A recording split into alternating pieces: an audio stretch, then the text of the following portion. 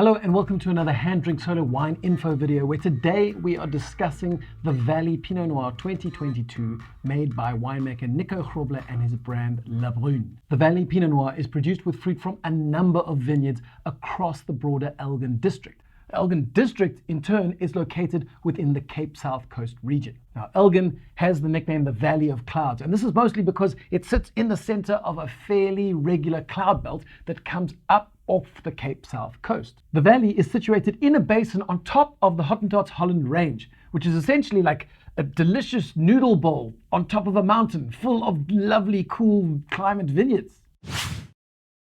The twin brands of Brune and The Valley were both founded by viticulturist Nico Grobler and his wife Christelle. Now, both Nico and Christelle are absolute Burgundian tragics. And this explains why, when they're in Elgin, they spazz out over Chardonnay and Pinot Noir. Brune, in particular, produces a single vineyard Pinot that uses fruit sourced from the highest density Pinot Noir vineyard in the country, with more than 10,000 vines planted per hectare. The Valley, on the other hand, produces its Pinot Noir from a whole number of vineyards, as we've said, but one of those vineyards happens to be that self-same 10,000 vines per hectare high-density block. That's way too dense. Dense. Dense. Dense. So dense. Now, at some point, I'm sure I will do a video on the relevance of vine planting density to soil quality to wine quality. But until then, I think it's best that we treat this accolade of densest vineyard in the country as some sort of undefined merit badge, like when you win the Spirit badge at school assembly. And speaking of undefined merits, another little bit of wine trivia that really stokes out Nico and Christelle is that Elgin, as a wine region, registers as a 2.0 on the WINKLER index. And you might ask, well, is that good? What the dickens is a WINKLER index? Well, I'll tell you. The WINKLER index is a system for categorizing the general growing conditions of a particular wine region. It includes a list of wine regions that have been divided up according to how much temperature or energy input they accumulate over time. It relies on a formula that partially uses the mean temperature on any given day and extrapolates that over time, and then, based on that information, it can tell you roughly what sort of cultivars can be planted and also what level of wine quality is possible in that region. So the WINKLER index runs from a 1 being the coolest regions through to a 5 being the hottest regions. But obviously both 1s and 5s have their challenges. To give you a few examples along the scale, a very cool region like Champagne at the northerly limit within the wine growing zone would score a 1A. Dijon in Burgundy would score a 1B.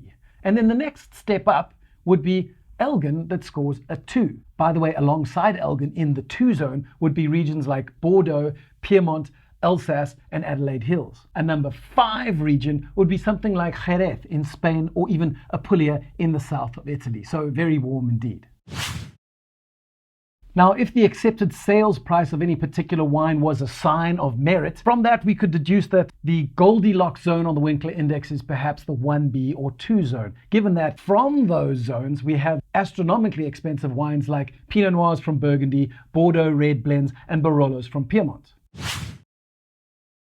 But there are plenty of reasons why the WINKLER index may not be hugely accurate, and even Winkler himself admitted that it's not particularly useful for categorizing smaller subregions, not least of all because we know just how much microclimate can differ from a vineyard with one aspect to a vineyard just on the other side of the road with the opposite aspect. That's why these days viticulturists prefer to lean on things like solar radiation levels, which actually can be mapped over every little aspect, slope, and turn within a single block of vines. Also, we've learned of late just how much wind in a vineyard can affect the rate of photosynthesis and therefore vine metabolism. This is something that Winkler almost completely ignored when he was developing his index.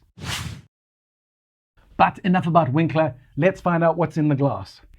When we give this a sniff, we immediately see that this is an impressively pretty Pinot Noir. It's got a nose full of pink musk sweets, strawberry fruit juice, raspberry candy, and fresh citrus. And then, just to moody it up a little bit, there's a touch of fresh earth or petrichor.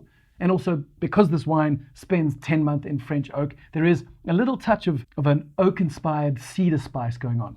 So when we take a sip, well, all those elements we just mentioned, the raspberry, the strawberry, the cherry, follow through onto the palate, and it has something which I think belongs in every good lighter red wine, and that is that beautiful contrast of the sweeter red berry fruit leaning up against bright, fresh citrus. So we touched on a number of things in today's video: the Winkler index, the effects of wind on vine metabolism, and even solar radiation readings. And each one of these topics could be a video in itself. So if there are things that you want to learn about specifically, leave a comment below, and I can then use that in order to determine topics for future videos. If you enjoyed the video today, support us on Patreon and subscribe to the HanDrinksSolo YouTube channel, where we cover things like wine science, wine history, unusual cultivars, and some of the rising winemaking stars coming out of the South African winelands.